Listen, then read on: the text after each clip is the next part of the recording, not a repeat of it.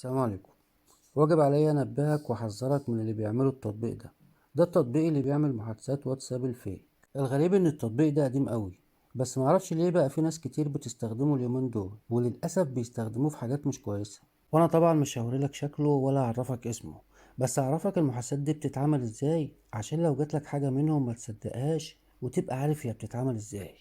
البداية من هنا بيأسس المحادثة. من فوق من هنا بيقدر يكتب رقم الشخص اللي المفروض هو بيكلمه. يعني هو ممكن يكتب اسمه أو يكتب رقمه على حسب بقى ما هو عايز.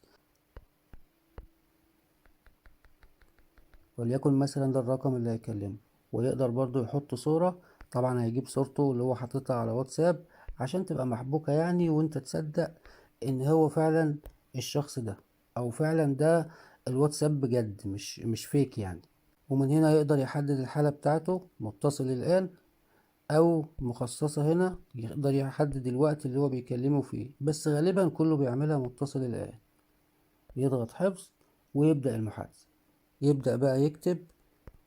ده مثلا كلامه هو، ده كلامه هو اهو. إرسال زي الواتس بالظبط.